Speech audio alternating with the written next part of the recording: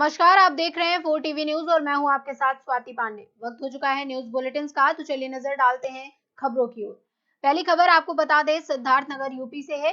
सिद्धार्थनगर के डुमरियागंज में एक व्यक्ति फुरकान अहमद ने पुलिस और कुछ ग्रामीणों पर फर्जी मुकदमा, लूटपाट और उत्पीड़न के गंभीर आरोप लगाए हैं।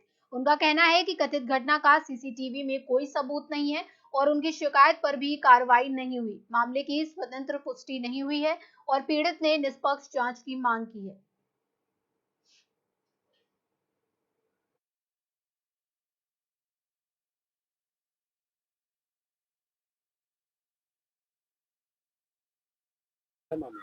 हम भरोसिया मुस्ताकम के हैं, थाना डुमरियागंज के। हम 30 तारीख को एक घटना हुआ है कि हमारा भतीजा और कुछ लोग थोड़ा छोटा मोटा कहीं सुनी बच्चों में कुछ मतलब नल चलाने के तौर पे हुआ है। तो उसने क्या किया कि 2-3 घंटे के बाद उसके पिताजी 10-20 लोग को लेके आए हमारे घर पे और तोड़ ताड़ किए हैं। ट्रैक्टर ट्राली खींच लेके चले गए हैं सर, गेहूँ भरा हुआ। उसके बाद हमारे फार्म हाउस पे गए हैं, तोड़े हैं सब, उसमें सीसी कैमरा में सब रिकॉर्ड है। और उसके बाद हम तहरीर दिए 30 तारीख को, इस तरह ऐसा हमारे घर पे हुआ है और हम एक प्रधान के भाई हैं। और इसके बाद अभी तक कोई कार्रवाई नहीं हुआ। वापिस इंस्पेक्टर साहब कल मुकदमा हमारे खिलाफ में उल्टा लिख दिए, हमारे खिलाफ में लिखना चाहिए उन लोगों के खिलाफ में और लिख दिए हमारे खिलाफ में, क्योंकि हमारे पास पूरी सीसी कैमरा, हमारे पास सब रिकॉर्ड है सर। ऐसा कुछ नहीं कि हमारे पास रिकॉर्ड है, सब रिकॉर्ड में है, सब पूरा उसमें सीसी कैमरा का। उसके बाद हम जब वहाँ कोई सुनवाई नहीं हुई है तो हम यहाँ आए डीआईजी सर के पास कि हमारी कोई सुनवाई हो जाए और उसमें कोई कार्रवाई उचित से उचित कार्रवाई हो जाए सर। हम रिक्वेस्ट कर रहे हैं कि जल्दी से जल्दी इसमें कार्रवाई करें और सबको जेल भेजा जाए सर। थाने पे गए तो क्या थानेदार ने सर, वो विवेक एक सिपाही हमारे हैं, हमारे हल्के के, उनको हमको उल्टा सीधा बोल के भगाया गया और झूठ बोला गया कि हम थाने पे नहीं आए हैं। झूठ वही बोले कि हम थाने पे आए नहीं सर। उसके बाद कल इंस्पेक्टर साहब से रात में गए तो उल्टा सीधा जदबद हमको गाली दिए और गाली दे के वहां से भगा दिया गया। कहे मुकदमा लिख गया और तुम्हारे गांव में जहाँ मराना जहाँ मरा लीजिए, उल्टा सीधा जो भी पाए जदबद बोले सर। क्या चाहते हैं सर? कार्रवाई हो, जांच हो, स्पष्ट जांच हो जाए सर। कि सीसी कैमरा है, ऐसा नहीं कि हम झूठ बोल रहे हैं। अगर झूठ बोल रहे हैं तो हमारे खिलाफ में और मुकदमा लिखा जाए सर। हमारे पास पूरी सीसी कैमरा का रिकॉर्ड है सर। हम झूठ बोले, जो दिखाया गया है घटना, बरगद के नीचे वहाँ कैमरा लगा हुआ है सर। जो उसको बता रहे कि जो नल के उसको हुआ है, वो नल के नीचे ही कैमरा लगा, ऊपर लगा हुआ है खंबे पे। तो बता दीजिए सर, कोई कार्रवाई नहीं किया गया। तो हम मजबूर हो के आज 2 तारीख है, हम आए हैं यहाँ डीजी के सर के पास और ये सब देख लीजिए, ये ऐसा का मामला। वहीं अगली खबर आपको बता दें, महोबा से है। महोबा में 2019 बैच के आईपीएस अधिकारी शशांक सिंह ने नए पुलिस अधीक्षक के रूप में पदभार संभाल लिया है। कार्यभार ग्रहण करते ही उन्होंने अधिकारियों के साथ बैठक कर कानून व्यवस्था की समीक्षा की और प्राथमिकताएं तय की। उन्होंने जनसुनवाई, सुधार, थानों पर ही शिकायत निस्तारण और साइबर अपराधों पर सख्त कार्रवाई को प्रमुख लक्ष्य बताया। साथ ही जनता को भरोसा दिलाया कि पुलिस हर समय उनकी सहायता के लिए प्रतिबद्ध है। वहाँ का एयरपोर्ट वाला सुशांतपुर सिटी का जो वीआईपी है, थाना प्रभारी की जिम्मेदारी की 3 माह तक निभाई है। उसके बाद पश्चिम यूपी में, पूर्वांचल से मैं सीधा पश्चिम यूपी गया हूँ, जहाँ पे जनपद बुलंदशहर में सहायक पुलिस अधीक्षक के तौर पे मैंने 1 वर्ष सेवा काल दिया है। मैंने कल जनपद महोबा में एज पुलिस अधीक्षक चार्ज ग्रहण किया है। मैं महोबा की जनता का बहुत बहुत धन्यवाद देता हूं, उन्होंने मेरा स्वागत किया है। अभी मैं जनपद में पहुंचा हूं तो जनपद में क्या क्या समस्याएं हैं, क्या क्या इश्यूज़ हैं यहाँ के पेंडिंग हैं, क्या क्या चीज़ें यहाँ पे चल रही हैं, उनको अभी मैं आप सबके माध्यम से, पब्लिक के माध्यम से, अपने अधिकारियों के माध्यम से समझ रहा हूँ, जान रहा हूँ। और जैसे जैसे इश्यूज़ मुझे पता चलते जाएंगे उन पे हम समय समय पे काम करते हुए कार्रवाई करते रहेंगे। जो मुख्य प्राथमिकताएं हैं, वो मेरी मुख्य प्राथमिकताएं वही होंगी जो माननीय मुख्यमंत्री जी की प्राथमिकताएं हैं और पीएचयू की, हमारे डीजीपी सर की, ADG law and order sir की प्राथमिकताएं हैं, जो मुख्यतः हैं साइबर अपराध पे काम करना, विवेचनाओं का समयबद्ध निस्तारण करना, महिला संबंधी अपराध पे स्ट्रिक्ट एक्शन लेना, चेन स्नैचिंग, लूट, डकैती, इस तरह की हत्याओं को, इस तरह की घटनाओं को न सिर्फ अनावरण करना बल्कि ऐसा प्रयास करना कि ऐसी पुलिसिंग यहाँ पे कराई जाए कि इस प्रकार की घटनाएं यहाँ पे ना हो। उसके लिए हम लोग कुछ ना कुछ प्लान डिज़ाइन करने का प्रयास करेंगे और जो भी ऊपर से दिशा निर्देश समय समय पर मिलते रहेंगे अपने उच्च अधिकारियों से, उनका कड़ाई से पालन कराएंगे और कोशिश करेंगे इस जनपद में अपराध कम करने पर पूरा प्रयास किया जाए। सर, जिले में होने वाले अमूमन अपराध, खासतौर पे साइबर अपराध और दुष्प्रचार जिस तरीके से संगठित होता है, उसको कैसे रोकेंगे, किस तरीके से आपने मॉनिटरिंग की इस चीज़ की? ये जिस प्रकार के यहाँ पे साइबर क्राइम होते रहते हैं, उनकी साइबर थाना जो हमारा है यहाँ पे, उससे एक रिपोर्ट प्राप्त करके उसकी स्टडी करी जाएगी कि किस तरह के पैटर्न के अपराध यहाँ पे किए जाते हैं। और भारत सरकार द्वारा कई सारे पोर्टल्स बनाए गए हैं, एनसीआरपी पोर्टल, समन्वय पोर्टल, इन सारे पोर्टल्स की सहायता कर लेते हुए जो भी अपराधी हैं उनको आइडेंटिफाई कराया जाएगा। पब्लिक को भी मैसेज दिया जाएगा। मेरी तरफ से मैं ये बताना चाहूँगा, किसी भी प्रकार की कोई भी साइबर कंप्लेंट उनके पास हो, तत्काल 1930 जो हमारी साइबर हेल्पलाइन, पंचायत चुनाव को ध्यान में रखते हुए हम लोग प्लानिंग अपनी धीरे धीरे स्टार्ट करेंगे। प्रत्येक ग्राम सभा, ग्राम पंचायत में किस प्रकार की समस्याएं हैं, क्या क्या हैं, उनको स्टडी किया जाएगा। जो लोकल ज़िला प्रशासन है उसका पूरा सहयोग किया जाएगा, पूरा समन्वय उनके साथ स्थापित किया जाएगा। इस प्रकार के व्यक्ति जो नोटोरियस एलिमेंट्स हैं, जो माहौल ख़राब करने का कार्य करते हैं, उनको आइडेंटिफाई करा जाएगा। उनके खिलाफ़ जो भी कार्रवाई की आवश्यकता होगी, निरोधात्मक कार्रवाई की और भी कोई अन्य कार्रवाइयों की, उस तरह की कार्रवाई करी जाएगी। कुल मिला के एक प्रयास पूरा ये रहेगा कि एक साफ़ सुथरा चुनाव यहाँ पे कराया जा सके, ताकि जो भी है बेस्ट तरीके से डेमोक्रेसी वाला काम हो सके। जिले के अराजक तत्वों को क्या चेतावनी, क्या सकती? जिले के अराजक तत्वों को मेरे तरफ से बस एक ये संदेश रहेगा कि जो भी पुलिस के अपने लीगल दायरे में जो भी कार्य कर सकती है वो पुलिस करेगी। सख्त से सख्त कार्रवाई पुलिस द्वारा ऐसे एलिमेंट्स के खिलाफ करी जाएगी जो समाज का माहौल ख़राब करने का प्रयास करते हैं। यही वहीं बढ़ते हैं अगली खबर की ओर, जो आपको बता दें श्रावस्ती से है, जहां 2 एकड़ से अधिक गेहूं की फसल जलकर हुई राख। पुलिस, ग्रामीण और दमकल टीम ने कड़ी मशक्कत कर आग पर पाया काबू। कुछ खड़ी फसल तो वहीं कटे हुए गेहूं के अवशेष भी जलकर हुए राख। खेत में आग की लपटें देख शोर मचाते दौड़कर खेत पहुंचे ग्रामीण। तेज हवा के चलते कुछ ही मिनट में आग ने लिया विकराल रूप। सूचना पर पहुंचे राजस्व निरीक्षक और लेखपाल ने नुकसान का किया आकलन।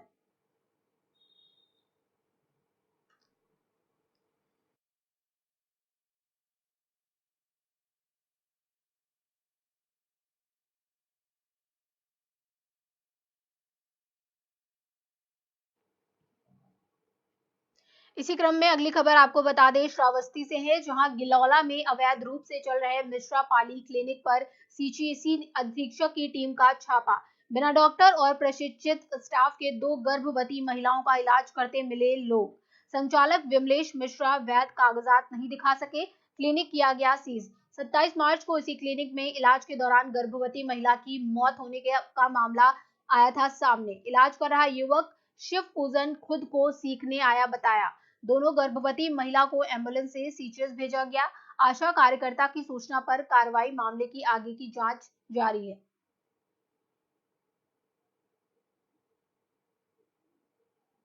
कोई आशा भी आई है?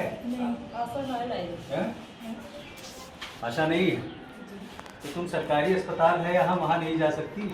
महिला डॉक्टर हैं वहाँ पे, महिला डॉक्टर हैं, सारा तुम्हारी जांच, तुम्हारा सारा इलाज सब वहाँ फ्री होता है।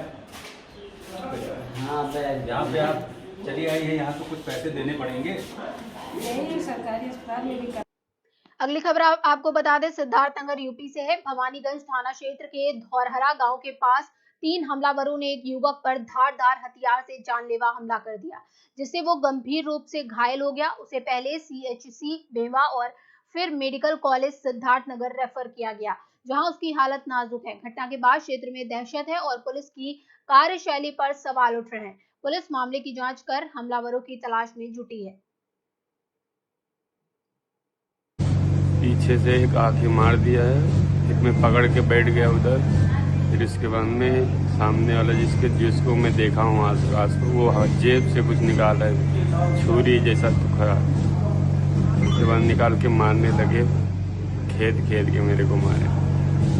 क्या पूरा मामला है सब बताएं। सर मेरा लड़का घर पे था, मेरा लड़का चाबी मांगा कि अब्बा मेरा तबीयत खराब है, यारो दवाई। डॉक्टर के पास गया, दवाई। जब वहां से रिटर्न आया तो शमसुद्दीन के पास जब रिटर्न आया वहां से, तो कुछ लोग रास्ते में मिल गए, मार दिए। फिर बाद में जब यहाँ से फोन लगाया था, फिर रिटर्न शमसुद्दीन के पास डॉक्टर कुछ साल के बाद, तो कहने लगा कि मुल्ला जी को तुम्हारा लड़का कोई मार दिया। तब मैं अपनी लड़की को पारा लगाया, तो बोले अब्बा हमको बहुत बुरी तरीके से मार दिया आकाश। खाली उसी को मैं छीन पाया, बाकी दो को नहीं छीन पाया, पीछे से मार। क्या नाम? आकाश? आकाश पीछे से, लेकिन आकाश से इनको कोई लेना देना नहीं है, जो मारा है पीछे से वो हाजिर हो जाए बस। कोई पुरानी रंजिश है कुछ इसने? कोई पुराना रंजिश आकाश होकर क्या किस चीज से, कोई हथियार से मार रहे हैं या? ये हथियार का शायद हमको मालूम नहीं, लेकिन मालूम पता है कि कोई हथियार से मारे जरूर भाई, जितना बड़ा घाव है देख लीजिए नट पे। क्या नाम आपके लड़के का है? महबूब। महबूब। किस गांव के रहने वाले हैं आप? धौरारा। धौरारा। जी। थाना? भवानीगंज। फिर वहां से हमको को लेके गया, तो फिर यहाँ हॉस्पिटल में भर्ती किया, फिर उसके बाद में पुलिस केस की। एप्लीकेशन दे दिए आप?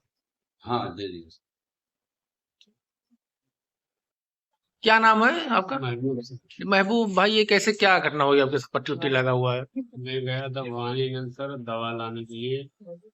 लौटने के टाइम में 3 लोग नहर पे एक सुनसान जगह है, उधर आके 3 लोग गाड़ी रुकाए मेरा। आकाश गाड़ी रुकाया, उसके बाद मैंने 2 मिनट बात किया, उसके बाद में चेहरा दिखाया, उसको मैं पहचान लिया। बाद में जैसे मैं चलने लगा, वैसे पीछे से एक आके मेरे सिर में मार। क्या आकाश ने मारा किसी और ने? नहीं, 2 लोग और थे, उनको नहीं पहचानते? उनको नहीं पहचान। किस चीज से मारे?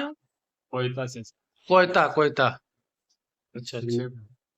मारा। फिर उसके बाद में मेरे को फिर दोबारा उतरा, जैसा बाइक से कंधे में मार दिया सर जी। हाँ, फिर उसके बाद भागने लगा, फिर ये दूसरे वाले कंधे पे ऐसा भी करके से वहां से नहीं बच गया। क्या कोई दुश्मनी पुरानी? नहीं, उससे मेरा कोई कभी झगड़ा नहीं है, कुछ नहीं? पुराने कुछ भी नहीं। चलिए ठीक, थाने पे दिए आप तहरीर? हाँ। पुलिस क्या कह रही है? अभी चल अगली खबर आपको बता दें शाहजहांपुर से है, जहां शाहजहांपुर की जजी कचहरी में सीट को लेकर वकीलों के बीच विवाद मारपीट में बदल गया। अधिवक्ता प्रदीप कुमार ने साथ ही वकीलों पर जाति सूचक गालियां देने और डंडों से हमला करने का आरोप लगाया, जिसमें उन्हें गंभीर चोटें आईं। पीड़ित ने पुलिस पर कार्रवाई न करने का आरोप भी लगाया है, जबकि पुलिस जांच की बात कह रही है।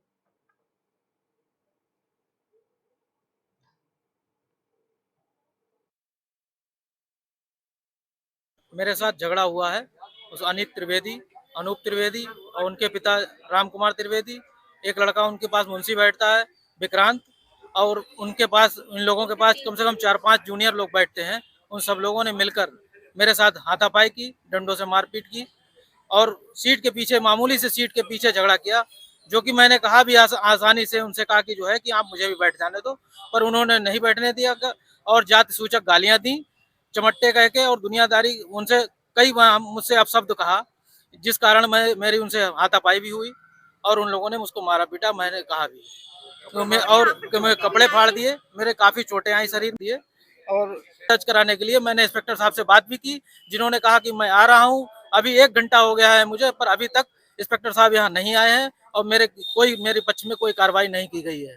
अगर मैं आपके द्वारा ये माध्यम से ये कहना चाहता हूँ, मेरे साथ जातिवादी तौर पर जो है मेरे साथ दुर्व्यवहार किया जा रहा है, जिससे मैं कचहरी में वकालत ना कर सकूं, और मैं ये चाहता हूं कि मेरे साथ इंसाफ किया जाए, मेरी FIR दर्ज की जाए और उचित कार्रवाई की जाए। यदि नहीं होता है तो क्या करेंगे? तो मैं फिर इसके ऊपर जो भी अधिकारी हैं उनसे संपर्क करके अपनी बात रखूंगा, अपनी FIR दर्ज कराऊंगा। हर संभव प्रयास करूंगा जो करेंगे। मेरे पिता पूर्व DGC मिस्टर बंसीलाल जी की सीट है और प्रदीप भैया उनके जूनियर हैं जो कि वहां पर बैठते हैं। मैं शारीरिक रूप से अस्वस्थ हूँ, इसलिए मैं बाहर नहीं जा पा रही थी। इसलिए प्रदीप भैया को उन्होंने आज इस कदर मारा पीटा है, जिसकी वीडियो आपको मिल जाएगी। उन्होंने इतना, वो मेरे पिताजी को उन्होंने अभद्र भाषा का कि तू अपने बाप को बुला ले, अपनी बाप को बुला ले, इस तरह की अभद्र भाषा का प्रयोग करते हुए बहुत ही मतलब अपमानजनक बातें कहते हैं और बहुत मतलब बुरा व्यवहार किया। उन्होंने हमें धक्का मुक्की भी की हमारे साथ। उन्होंने ये कहा कि तू लड़की नहीं होती तो तुझे मारते, इस तरह की उन्होंने अभद्रता की और मारने के लिए ऊपर से चढ़ाए। उनके पास इससे पहले कई बार हमने उन्हें बहुत प्रेम पूर्वक समझाने का प्रयास किया हर तरह से, लेकिन वो नहीं समझते हैं। उन्होंने पूरा एक ग्रोह टाइप बना रखा है, वो बातों का ऐसा मकड़जाल बनाते हैं, वो सामने वाले को मूर्ख बनाने का प्रयास करते हैं। आप बताइए, जो 6-7 अधिवक्ता हैं, ये जो मिले हुए हैं, ये इनको ये सोचते हैं कि हाँ अकेली लड़की है, इसे दबा लो, और ये प्रदीप भैया है, इनको दबा लो। आज हम लोगों की अनुपस्थिति में, हमारे ना होने पे प्रदीप भैया को मारा। बताइए 6-7 लोगों से एक व्यक्ति कैसे जीत सकता है? लेकिन वो इस तरह का अन्याय हम लोगों के साथ कर रहे हैं, जो कि बिल्कुल गलत बात है। और इस पे यदि हमारे लिए साथ उचित न्याय ना किया जाए तो फिर हमारा तो कानून से भरोसा ही उठ जाएगा, यदि ये कह के बातें टाल दी जाएं। आपकी क्या मुख्य मांग है? हमारी मुख्य मांग यही है कि उन पर उचित और न्यायिक कार्यवाही हो, चाहे वो कुछ भी हो जाए, किसी भी तरह के दबाव में ना आए। नहीं तो हम हर वो संभव कोशिश करेंगे जिससे कि उनके सम्मान के लिए जो प्रयास होगा, हम धरने पे, हम अनशन करेंगे, हम सब कुछ कर देंगे, लेकिन हम अपने प्रदीप भैया के लिए न्याय जरूर दिलवाएंगे। सीतापुर यूपी के रेउसा थाना क्षेत्र के खरौहा गांव हत्याकांड का पुलिस ने खुलासा करते हुए 2 आरोपियों रोजाली और रेशमा को गिरफ्तार किया है। पूछताछ में सामने आया कि दोनों के बीच प्रेम संबंध था और मृतक हसीन इसके विरोधी में थे। बदनामी के डर से दोनों ने मिलकर हत्या की साजिश रची और उसे अंजाम दिया। पुलिस ने हत्या में इस्तेमाल चाकू और कपड़े भी बरामद कर लिए।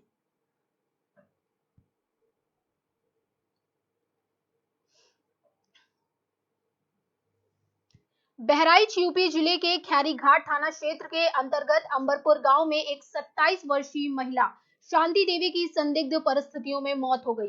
मृतिका के पति अजमत अली ने अपने बड़े भाई पर लगाए गंभीर आरोप। अजमत के अनुसार ये विवाद उसके भाई केशोराम की बेटी के घर से भाग जाने के बाद शुरू हुआ। आरोप है कि इस रंजिश के चलते शांति देवी के साथ बेरहमी से मारपीट की गई। घटना के वक्त अजमत थाने में था। गंभीर हालत में शांति देवी को पहले स्थानीय अस्पताल और फिर बहराइच जिला अस्पताल ले जाया गया, जहां से उन्हें रेफर कर दिया गया। अस्पताल ले जाते समय रास्ते में ही उनकी मृत्यु हो गई। पुलिस ने शव को पोस्टमार्टम के लिए भेज दिया है और मामले की जांच शुरू कर दी है। गांव में तनाव को देखते हुए पुलिस बल तैनात है। जो खत्म हुई है कौन है तुम्हारी? अपनी। क्या नाम है? शांति देवी। उम्र? 27 साल। कैसा? हम थाने में थे और रात में गई। अब कैसे हुआ मारपीट, कैसे मारा गया, कैसे ये हमको नहीं मालूम है। फिर हम जब बाहर निकाले तो हम दवा करते हुए से दवा कराते हमारी सास आ गई। सास हमारे साथ रही। हॉस्पिटल जिंगापुर पर पीछे है आस्था हॉस्पिटल, वहाँ दवाई कराया। वहाँ से रेफर हुआ, रास्ते में गाड़ी पे ख़त्म हुआ। मारपीट की रंजिश कहाँ रही? रंजिश कहाँ रही? गाड़ी की मतलब या भागी है तब मारी है। किसकी बेटी भागी थी? वो केशोराम की बेटी भागी थी। आरोप हम लोग पर लगा रहे। ये केशोराम कौन है आपके? भाई है। उनकी लड़की भाग गई थी, आरोप आप लोगों पर लगा है। कौन सा गांव है? अंबरपुर थाना खैरीघाट में। क्या नाम है इनका जो मरी है? शांति देवी। देहरादून उत्तराखंड में संजय नेगी को लेकर सियासी चर्चाएं तेज हैं। उन्होंने कहा कि उनकी लोकप्रियता, उनकी मजबूती जमीनी पकड़ का नतीजा है और कांग्रेस अब जीतने वाले उम्मीदवारों पर दांव लगा रही है।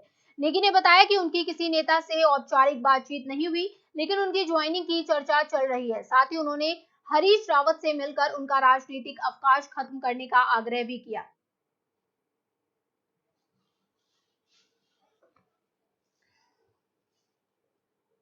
हो रही है और जितने लोगों ने ज्वाइन किया उसमें निश्चित रूप से वो जिन लोगों ने ज्वाइन किया है वो जीतने वाले कैंडिडेट है।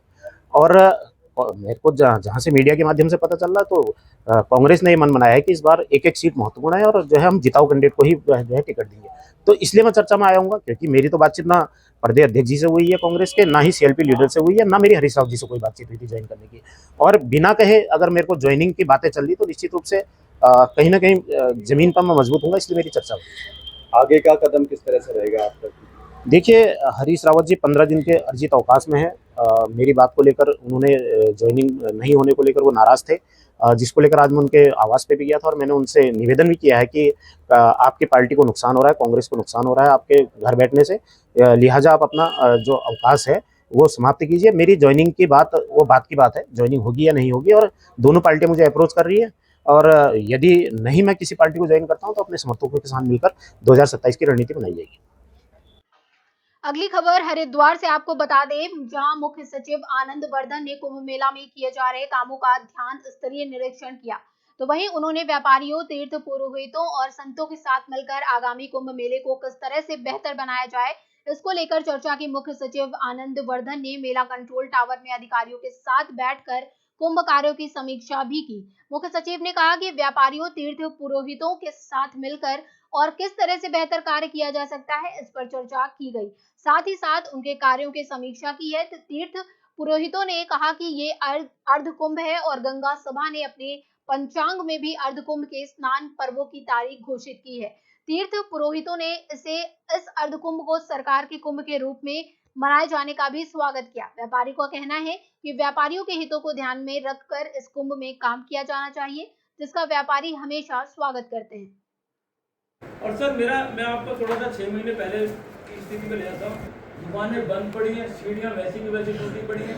मैंने उस समय भी एक सुझाव दिया था, चंडी देवी के क्षेत्र को और मनसा देवी के क्षेत्र को, इनको राजा जी वहाँ पर उगाई एक्रोचमेंट के नाम पे उगाई है और व्यवस्था के नाम पे 0 है, क्योंकि हमारा ना तो नगर निगम कुछ कर सकता है वहाँ पे और ना ही जिला प्रशासन कुछ कर सकता है। जो करता है वो करता है, दबाव सबसे ज्यादा वहाँ पर हर की बॉडी की बात होने पर दबाव है तो मनसा देवी पर।